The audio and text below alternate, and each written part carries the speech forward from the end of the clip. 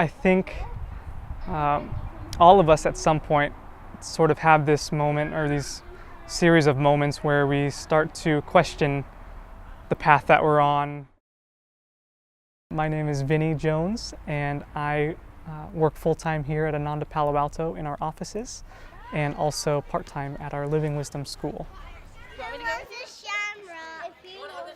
I was working in sports thinking that that was sort of the ultimate goal that I had of sports was going to bring me happiness, because it was a huge part of my life growing up, and yet I myself wasn't as happy as I thought I would be, and the people all around me weren't as happy as I thought. So I just started searching for, I don't know if it was necessarily spiritual paths, but just truth in general, and that led me to Ananda. Ananda is the name of our group, our communities, our group. Ananda, the word itself actually is a Sanskrit word which means joy. So it's to what does Ananda mean to me? Ananda means to me joy. You know, he tells us the whole story of crossing the country and finally getting to see Master, and finally being there. Master says, "What can I do for you?" I'm called Nayaswami Asha. Nayaswami is a title, Asha is my name. I very much wanted to have a life that had meaning, and I wanted a life that would give me real satisfaction, make me really happy. I also wanted to help people in ways that would really count, and I just saw all of it in the life of Ananda. Even though there are lots of good intentions, the way we end up is not where we're trying to be. June 1st, 1971, I was living in San Francisco. I left everything. I went to live in the hills and just threw myself into this, what's now been 45 years of meditation, of building temples, building communities.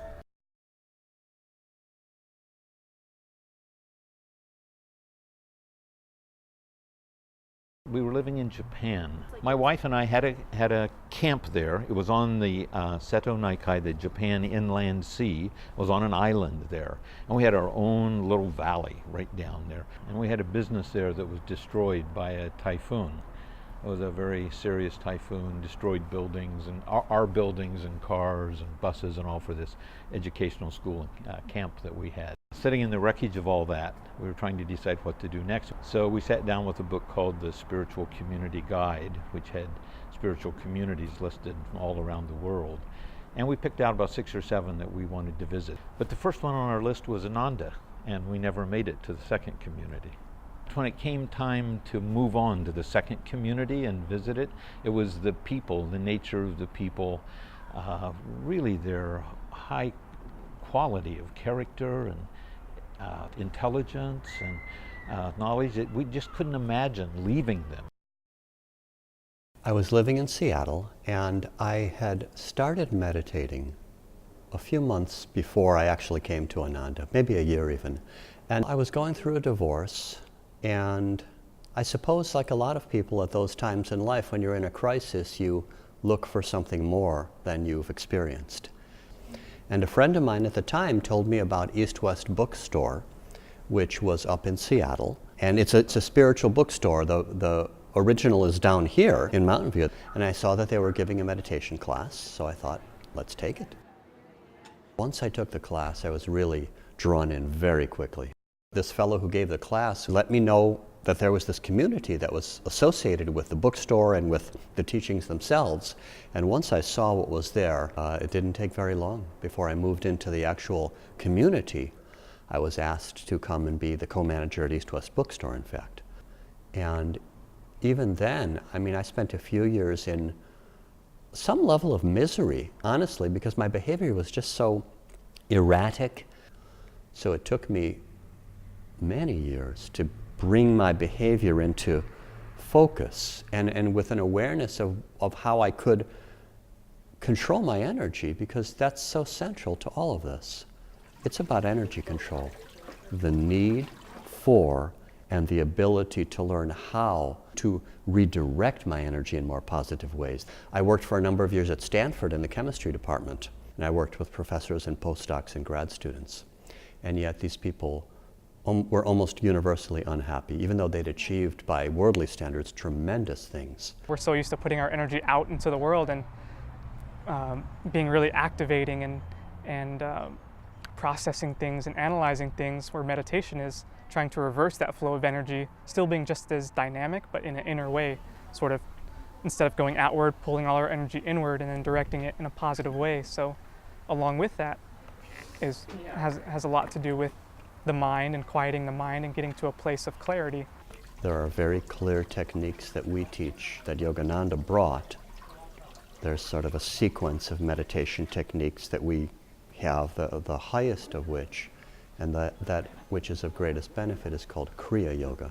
And I find it very helpful because, among other things, it helps you get a sense of this flow of energy in the inner spine.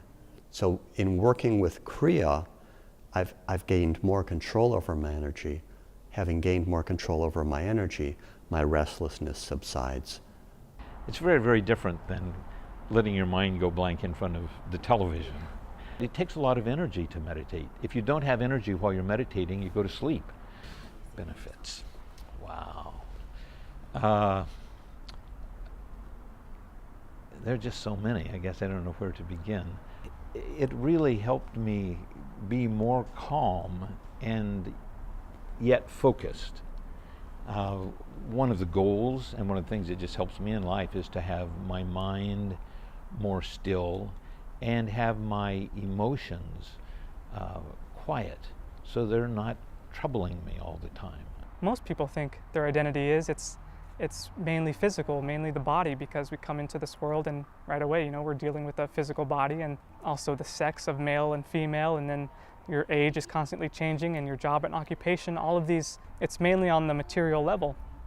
And that, is very self-limiting. It puts a certain constraint on who you are or what you are, and then you have to act within those boxes. But the more I meditate, the more I feel that I am much more identified on that soul level, not just the physical level and not just the mental level, but that soul quality. And the soul is limitless. So when you start to identify with that limitless, you begin to tap into your potential of who you are and what you can accomplish in this world. A very fundamental part of what we do is what we call education for life, for children.